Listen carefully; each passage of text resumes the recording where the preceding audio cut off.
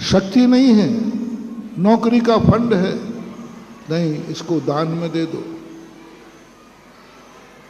शक्ति नहीं है, प्लाट बेच के दे दो। आज 2 रुपए की हिम्मत नहीं है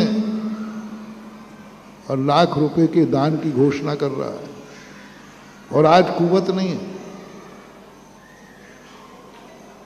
लोन ले रहा है, कर्जा ले रहा है दान के लिए। कर्जा तो सब लेते हैं, 3 प्रकार के कर्जा होते हैं लेते हैं। एक वो पापी कर्जा लेता है जो जुआ खेलता है, शराबी है, जुआड़ी है, ऐसे कार्यों में बर्बाद करके कर्जा लेते, जुआड़ी भी कर्जा लेते हैं। दूसरे नंबर के वो मध्यम वर्गीय हैं जो व्यापार के लिए कर्जा लेते हैं, मकान के लिए कर्जा लेते हैं, गाड़ी उठाने के लिए कर्जा लेते हैं, परिवार चलाने के लिए कर्जा लेते हैं। ये मध्यम क्वालिटी है। ये 2 संसार में बहुत हैं। ऐसे लोग संसार में बहुत हैं जिनके बेटों की बुरी आदत के कारण से सब बर्बाद हो गया, कर्जा और हो गया, सब बिक गया, एक बुरी आदत के कारण। दूसरे लोग भी सिरोंज में होंगे, पहले नंबर के भी हैं, मुझे थोड़ा कम विश्वास है क्योंकि सिरोंज मेरी है, ऐसे लोग होंगे नहीं।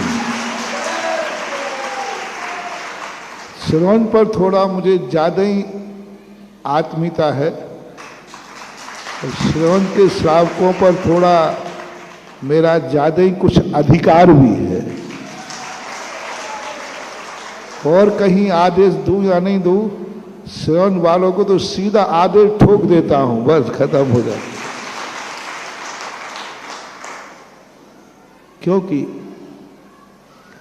तो मुझे विश्वास है, शायद पर पक्का नहीं कह सकता, कि ऐसे पापी कम होंगे जिन्होंने जुआ के कारण, नशाखोरी के कारण, किसी पाप व्यसन के कारण से कर्जा लिया हो,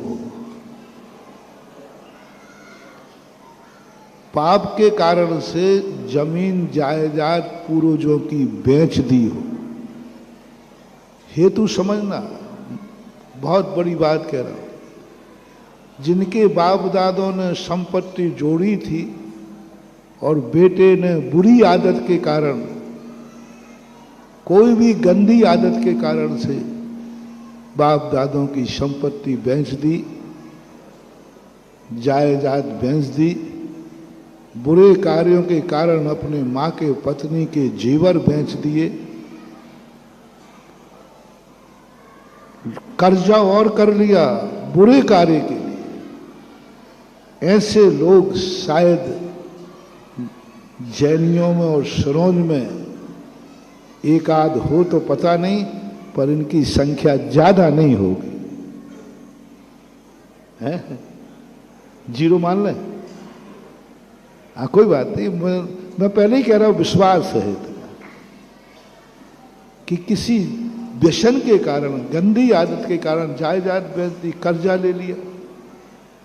पंचम काल है, कोई एक आध निकल आए तो मैं अपवाद छोड़ता हूं, लेकिन 99.99 तो इस प्रकार के कर्जा में नहीं है। 100 में कोई एक आध घर निकल आएगा, एक आध पापी निकल आएगा, वो भी मेरे विश्वास के बाहर है। दूसरे नंबर के लोग वो हैं जिन्होंने मजबूरी में धंधे के लिए, मकान के लिए, बेटा बिटिया को पढ़ाने के लिए, बेटा बिटिया के हाथ पीले करने के लिए, संसार में व्यापार करते हुए घाटा आदि से कर्जा लेना पड़ा। इन कार्यों के लिए अपने बाप दादों की संपत्ति बेचना पड़ी हो। क्या करें? बच्चे को पढ़ाना है, बच्चे की शादी करना है, बच्ची है, मकान बनाना, इसके लिए अपनी माँ के पत्नी के जेवर बेचना पड़े हो, और कर्जा उठाना पड़ा हो, इनकी संख्या भी सिरोंज की कह रहा हूं कम ही होगी। कर्जा उठाना पड़ा हो, बाप दादों की संपत्ति बेचना पड़ा हो अपने घर की आजीविका चलाने के लिए, कितना परसेंटेज मान लो? 10% मान लो, आती है मुझे 2%, चलो हम 10% मान लेते हैं। व्यापार धंधा करते हैं, कई बार घाटा पीटा लग जाता है, इसके लिए यदि तुम्हें कर्जा लेना पड़े, इसके लिए मजबूरी में संपत्ति बेचना पड़े, तो कर्म सिद्धांत नीति आपको माफ करती है और आपके लिए ऐसा करने के लिए स्वीकृति भी देती है। पहले वाले को नहीं, पहले वाले को तो ऐसा करता है तो उसको कोई नहीं, कोई स्वीकृति नहीं है। दूसरे वाले की मजबूरी है, करते हैं, कर सकते हैं, वैलिड है, वैलिड है, नीति कहती है कोई बात नहीं। कभी घर में धंधे में घाटा लग गया और अपनी माँ के जेवर बेच दिए तो कोई पाप नहीं हो गया,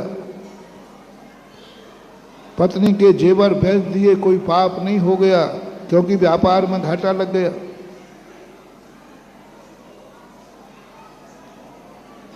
जो सब कर्जा था, कर्जा लेना पड़ा व्यापार के लिए, कोई पाप नहीं, ये गृहस्थी है। ऐसा करना पुण्य भी नहीं है तो पाप भी नहीं, ये सामाजिक व्यवस्था है, कोई निंदा नहीं करेगा।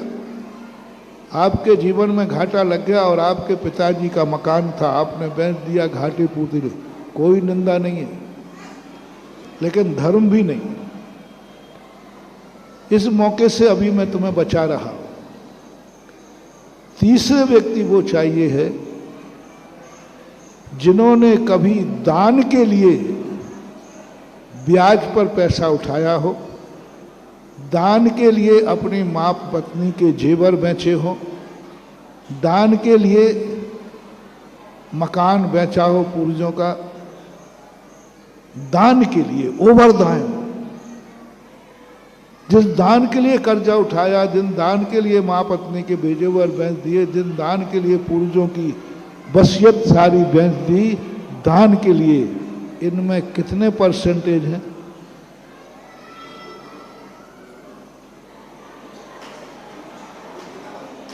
बेटा फंस गए, ध्यान रखना।